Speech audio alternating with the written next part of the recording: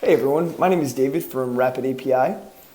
So we actually got our hands on an Alexa, and we're looking to develop an Alexa skill using RapidAPI. And one of the ideas we came up with was to use the Laminar API to grab a bunch of flight data about airlines, scheduled airlines, filed airlines, canceled airlines, and then ultimately query them to find the status of your flight based on flight number. So let's see if we can do that today. So what's going to happen is we're going to go ahead and search for the Laminar flight data API here. And we'll notice that there's a list of endpoints. We have get flights by airline, get flights by tile. And I really think that get flights by airline is going to be advantageous here.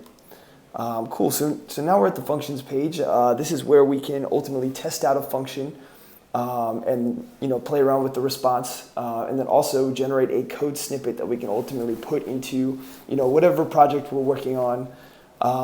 It's very easy. But the Laminar Flight Data API actually requires a user key, and we'll go over how to get that in a second. But let's test this out first. So there's one required parameter for this API, and it takes an ICAO prefix for a specific airline.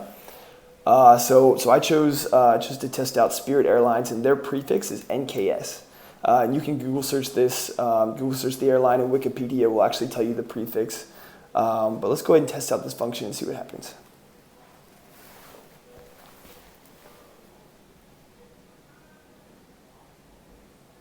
Great, cool. So it looks like we have a status code of 200, successful API call. And we have a bunch of data here. Looks like we actually have a response of 1,026 items. So these are probably, scheduled flights, filed flights, canceled flights, delayed flights, things like that. So we can actually look at what kind of data will be returned. So per flight, we have an arrival folder, departure folder, identification, flight status, goofy, things like that. We're interested in the departure information. So if we go in here, and we look at the departure fixed time. Oh, great. And then we have an estimated parameter here, and then a timestamp. So it looks like this flight, is estimated to leave 2:52 p.m. On the 1st of February. So this is going to be very useful information as far as building our Alexa skill. So great. What we can also do is we can grab the code here, this code snippet. And this is actually how we're going to make the API call. So we literally copy and paste, and we can go ahead and test that out. So let's grab this. Great, so what we've done now is we have copied the API call that Rapid had generated for us. We pasted it into Atom, and let's check out exactly what this code does. So you'll notice on line 2 that we have required RapidAPI Connect. So we actually have to install that into our node package dependencies. So let's go ahead and do that now. So if we call npm init, yes. And then npm install RapidAPI Connect. Flag save. Cool, looks good. Great, so this is installing Rapid directly to our dependencies. Allow us to require that. All right, so you'll notice that we also create a new instance, and we pass in the project name demo, and then the project's user key. And then we have the API call. So we call rapid.call, and then Laminar flight data is our API, and get flights by airline is our endpoint. We pass in the Laminar user key, which I'll talk about in a second. And then we have an airline prefix, NKS, which is for Spirit Airlines. And then we have a success promise or callback, and then an error callback. Cool, so let's go ahead and run this and see how this works. So we call no index.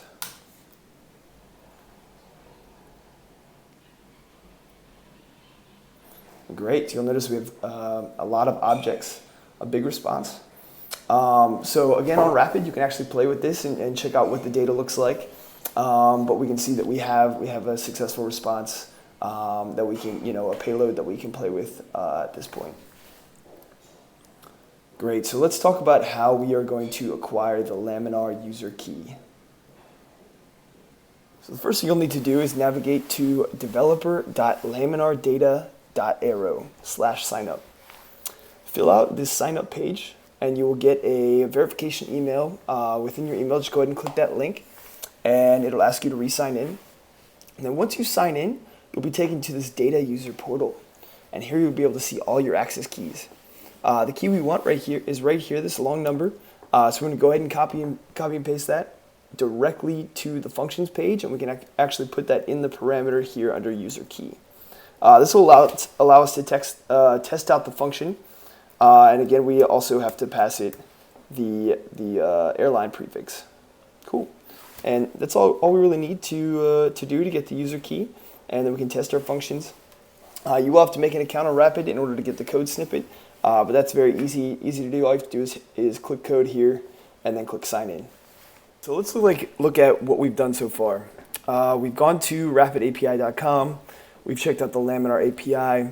We've made some test calls. We've copy and pasted the code into a script and played with the code. And then we've also gotten a user token from Laminar online. Cool. So in order to build this Alexa skill, one thing that I really like that's available for developers is the Alexa SDK. It's specific for Node.js, and it really helps to take away a lot of the boilerplate code and functionality when developing with Alexa. So I'm basically going to go through my code at a very high level.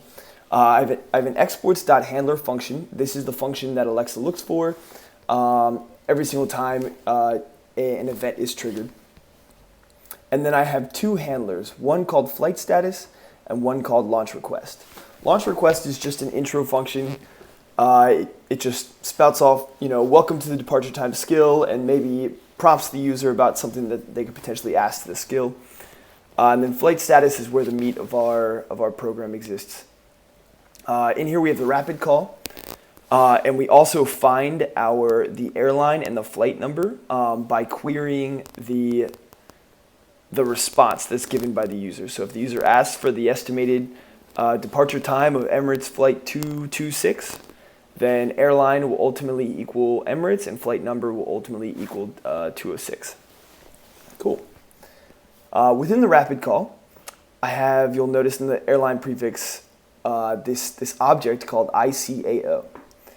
And that basically points directly to this JS file, where I've just listed out a series of potential airlines that users would call just to get their ICAO prefix. Cool. And then of course I've blocked out my user key here, but that's where you would put your Laminar flight data user key. Great. So when we have a successful API call, the first thing we do is if you remember back from testing the call, sometimes we would get well over 1,000 results. And what we really want to do is find the flight that we need, find the flight number, and then assess when is it going to leave, when is the estimated time of departure. So what we do is we actually have to loop through all of these flights and check its flight number. If the flight number ultimately matches the flight number that we have passed in or we have told Alexa that we are looking for, then basically we save that as the next flight, and then we keep rolling through. And what I've done is I've built that functionality that targets the most recent flight. So next flight at this point, line 35, should equal the soonest flight of that flight number. Cool. And then of that flight, we just grab the estimated time and the initial time, and we do some date calculations to find maybe if there's a difference within the initial time and the estimated time. And then we have Alexa this.emit tell, or tell the user out loud that the airline at flight, and then we have a flight number, is estimated to depart at, and then this is where our date format function comes in. This is just a node package called date format. It basically just prettifies dates. It's going to say something like Saturday, January 27th, 2017 at 2 p.m., something along those lines. And then it would say time actually points back to this calculation we did here. More often than not, time will be 0 minutes later than the original departure time. But if it is delayed, it would say something like 6 minutes later than the original departure time. So super convenient. That's what Alexa should ultimately tell us. And that's essentially what the Alexa skill does. If there's an error, then Alexa will tell the user, sorry, there was an error finding that flight. So very simple, very straightforward, just two functions that ultimately build this code. And then you can check out this code if you want to kind of look through it at a deeper level. Feel free. I'm going to link the GitHub into this article. So, all right. So we've just looked at the code, and now it's going to be important to kind of dive in on how we're going to actually get this working with Alexa. So the first thing we need to do is navigate to developer.amazon.com. This is going to take us to a page where you can log in with your Amazon username, Amazon password, preferably the same username and password that you use or that is linked with your Alexa. Cool, and then we are going to navigate to the Alexa tab and create a new Alexa skill. Awesome, so you should arrive at a similar page to this. I've already filled out a lot of this information. The name, I just named it departure time. Invocation name, that's actually how you're going to call the skill to Alexa. I just called that departure time also. And then you can move on to the next tab. Now the next tab is very interesting. The next tab is where you define your intent schema and your sample utterances. So intent schema is interesting. This is how you define what data you need to make the function call. So if you remember back to looking at our code, we looked at two initial variables, one called airline and one called flight number.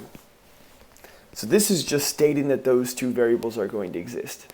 An intent schema looks just like this, and you can even copy that into your own Alexa skill.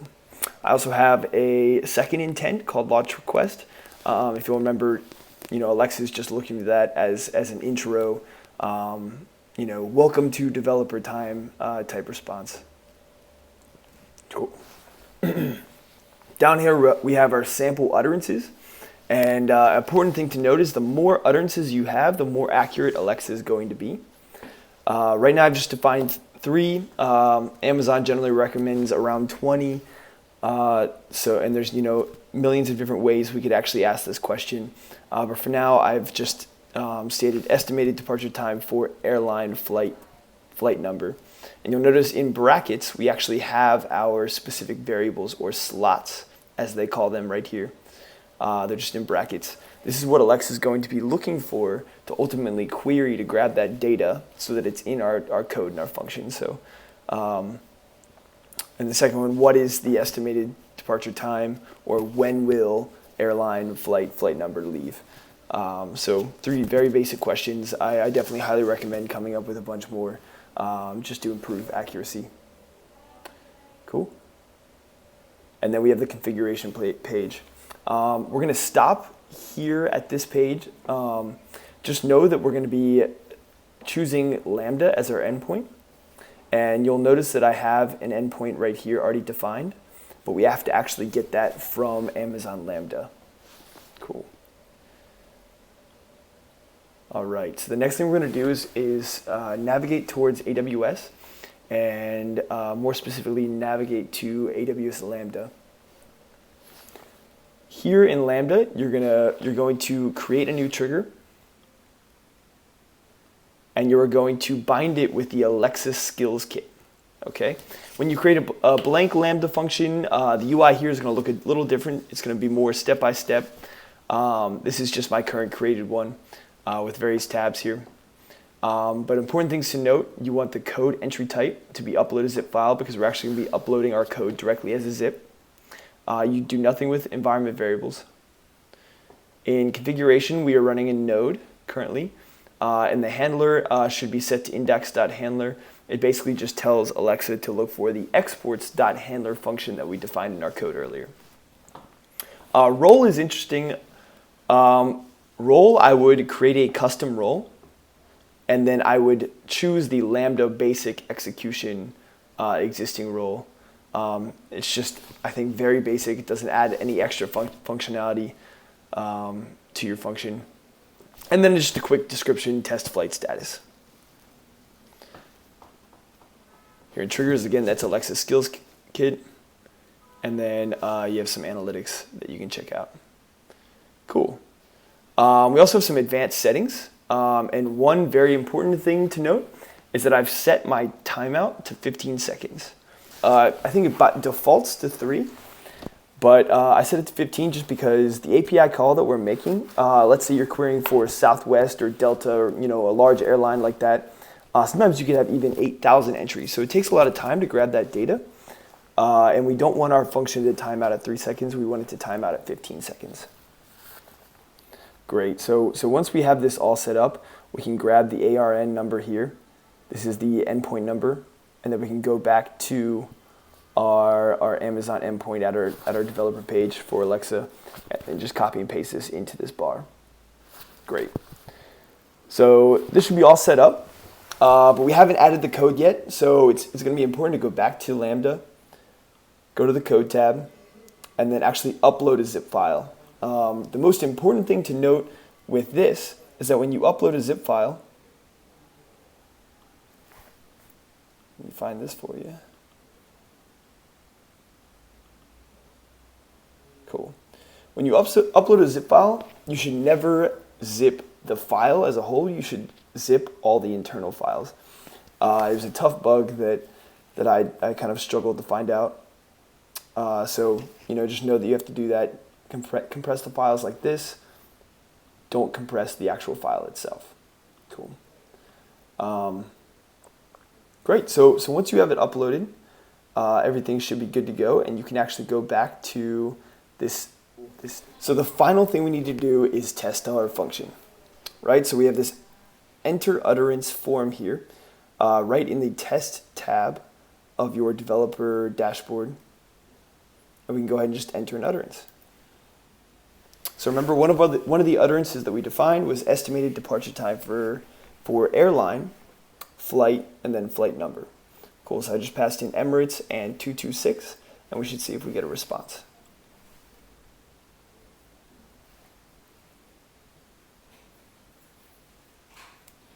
Great. So it looks like we did get a response, and we can see what it sounds like on Alexa. Emirates flight K226 is estimated to depart at Thursday, February 2nd, 2017, 11:50 p.m., 0 minutes later than the original departure time. Great.